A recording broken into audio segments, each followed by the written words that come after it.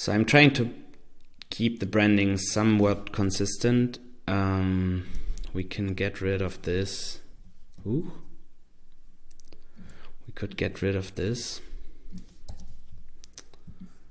and this. And see if this will work out for us. Let's see. So this, I think we have to change. I thought about maybe we should visualize the generic architecture on a high level for LIDAR. So yeah, how could we start?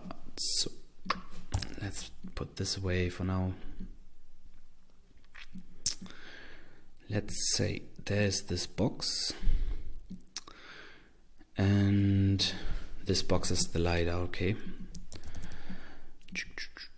I might just speed this up in the end because it might be very lengthy following this up.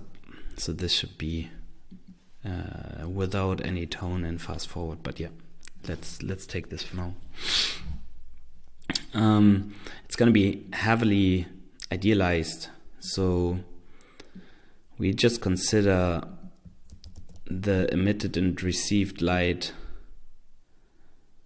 as one arrow going in parallel. Of course, we usually have some sort of beam steering device, being it optics or mechanics, that I actually diverge the beams to reach like a broader field of view. But for simplification reasons, we just assume it's light being shot up parallelly on like ideal path and coming back reflected. Of course, we will have an emitting part. So this is gonna be like the LIDAR itself. Yep. How does it work? I don't even know how this works anymore. So this is the LIDAR, the laser. This makes more sense. This is the laser. This is the receiver. This would probably have some driver. Ooh. This would probably have some driver. And then we will have here for sure we will have some DSP, digital signal processing component. And then we might just have across here basically some CPU that is taking care of managing those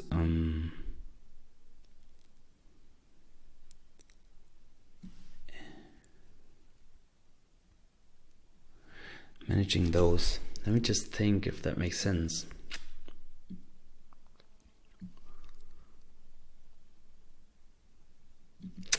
Yeah, it's very rough, let's say.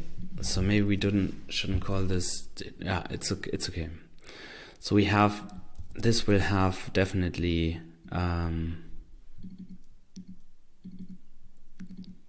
power source. We will have some kind of power management on board.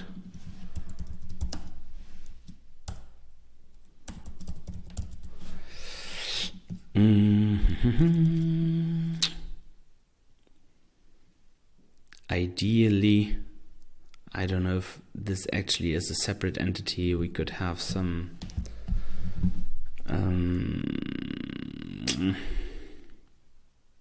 let's just put it here, some security chipset that is somehow handling I don't know. Let's keep this out for now.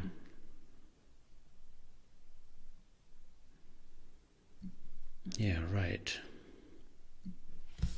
Okay, so this is true for sure. We will have optics here.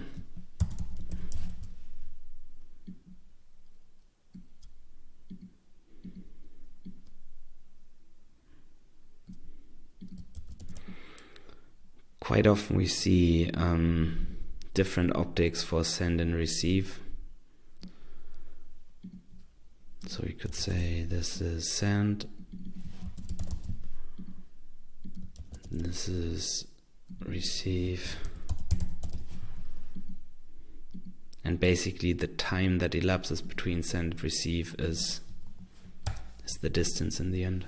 That is being measured by the LIDAR. Right, so optics, and then the last piece, maybe we can make sense of this like this. Ooh, ah yeah, this worked actually. No, it didn't.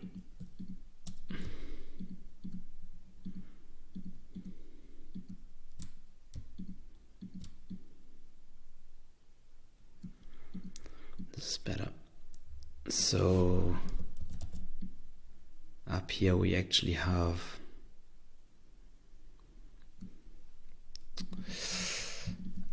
some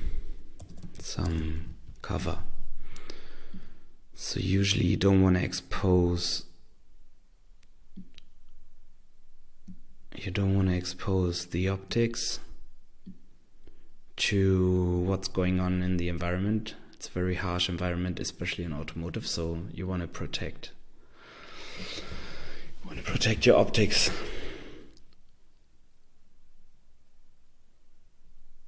Yeah, so maybe we should also have a look at here. For sure we will have some connectivity aspects.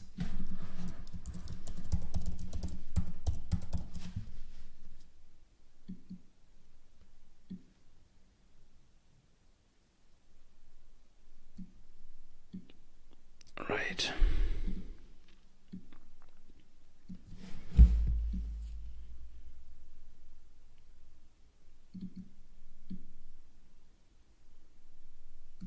Yeah, I will definitely speed this up.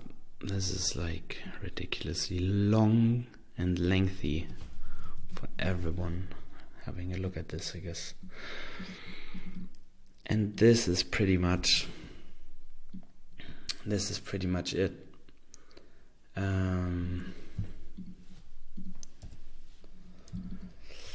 How we say this is a LIDAR, which is not wrong, I guess.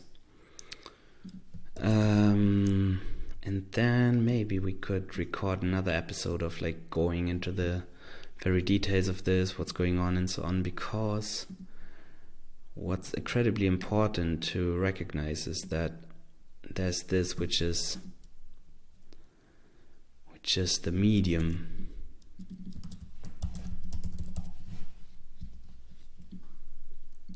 And I guess which is, especially for LIDAR, a huge problem. For camera as well. Maybe for LIDAR it's even less of a problem than for camera, but still, it's incredibly challenging to actually make sense of data that is being irritated by a medium that's suboptimal, let's say. And then of course we have the target.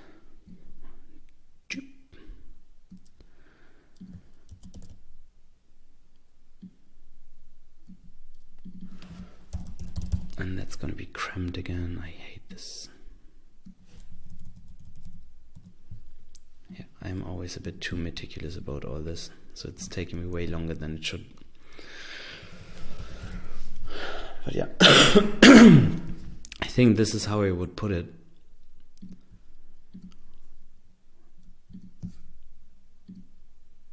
No, this is not good. Yeah, a bit darker. So actually the light is reflected back from the target, and the time it takes to travel back and forth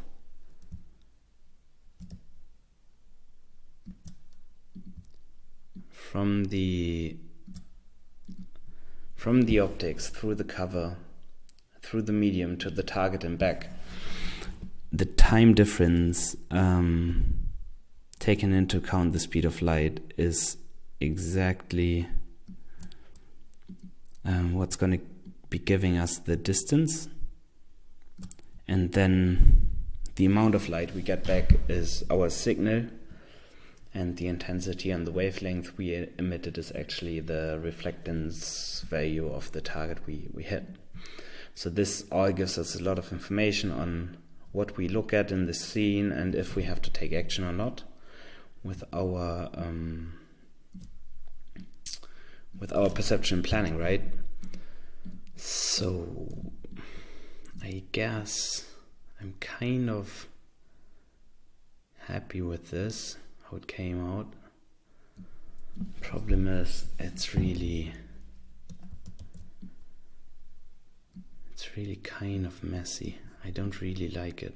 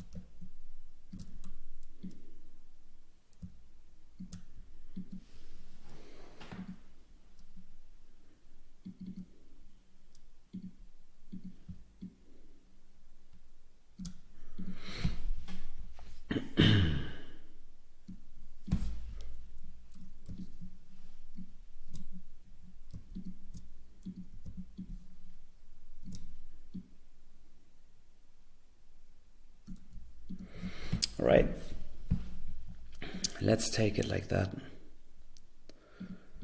This is okay. We can try and make it 2x. Just download this thing.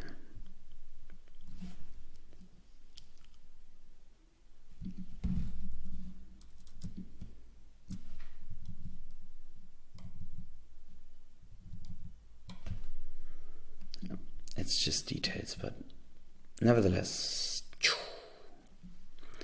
done it. Good. This is really good. I actually like how this came out. So what we are going to be doing now is just taking this picture, which I hope makes a lot of sense to a lot of people, because my main objective is always I want to provide value, right? I want to provide pieces of content you scroll through. It's got to be a mix of feel-good content, so I don't want to stress out anyone. I don't want anyone to stop and think too much, and because you take up your phone, you have a look at it, you put it away, you have other things to do, but you just need a break. So you pull up LinkedIn, you're like, what is this? Like, okay, LIDAR Society, I know this is LIDAR. Crazy. Okay, I get this content and this context, and then I want you as a visitor to turn to the text and see like, what? Like, it's really that easy. I didn't think about that, like how important the cover is. So maybe we are going to be mapping out a couple of companies that do this, or ask a question if this is accurate, if people know different concepts. But yeah, for example, some people might ask, like, where is the beam